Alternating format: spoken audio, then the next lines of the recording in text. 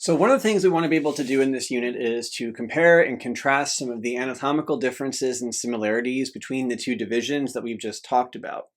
But each of these divisions also drives unique physiological responses that are equally important. Even more important once we start talking about organ systems in the next half of the course. So the sympathetic nervous system produces your body's fight or flight response, which you've probably heard of before, but just in case, here's a quick video summarizing it.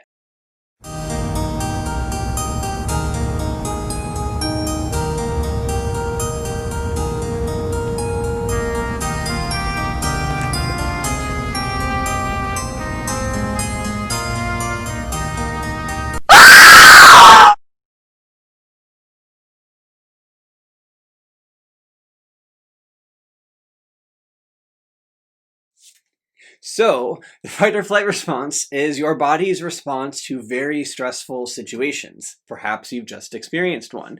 This is an evolutionarily programmed response that's basically intended to help you to either fight or to flee.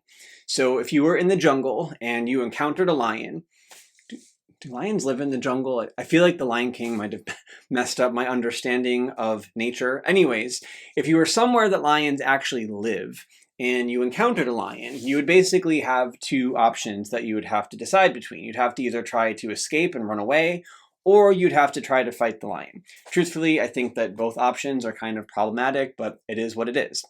Regardless of which option you pick, your body has the exact same physiological needs, and it's going to try to achieve them by activating your sympathetic nervous system for you. So whether you decide to fight or run away, you would ultimately need to get more oxygen and more glucose into your skeletal muscle. That would help you to run faster or potentially to punch the lion in the face extra hard. And in order to do that, you get an increase in your heart rate, which would get more blood pumping out through your circulatory vessels. You'd have an increase in respiration, which would help you to have more gas exchange and bring more oxygen into your bloodstream. And you're even going to make some adjustments to blood flow itself inside the body. So you're going to try to reroute blood flow to your skeletal muscle, into your heart, into your lungs. And you'll do that by relaxing the smooth muscle. That will dilate blood vessels in those areas and increase the amount of blood flowing. Now, if you're fighting for your life, you don't really care too much about digesting your food or making urine. So in other places inside the body, we try to conserve energy and nutrients. So in those areas, we're going to contract smooth muscle to constrict blood vessels. And that will shut down blood flow to those areas so that it can get redistributed to the places that need it. Now, all of those things are happening at the exact same time. So the fight or flight response is a systemic response. We're activating many regions, many tissues at the exact same time. And we can do that because we've activated a lot of neurons. But more importantly, we can do that because we've activated the adrenal medulla, and we can release a flood of epinephrine into the bloodstream, and the bloodstream will deliver it to all of those tissues at the exact same time.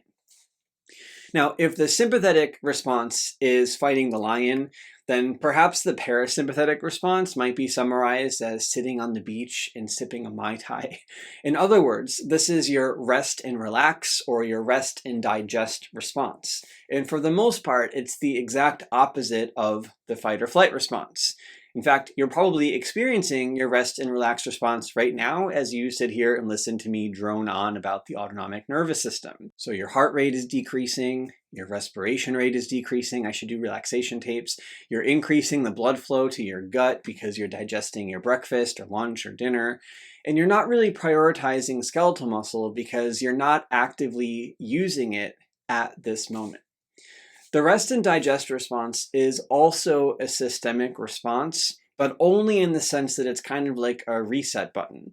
Because remember, it doesn't rely on the endocrine tissues. There's no adrenal gland counterpart that's associated with the parasympathetic nervous system.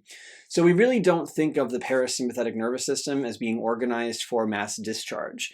In fact, many of the cases that we'll talk about in the next half of the course are going to be examples of very localized, very specific regulation of target tissues by the parasympathetic nervous system.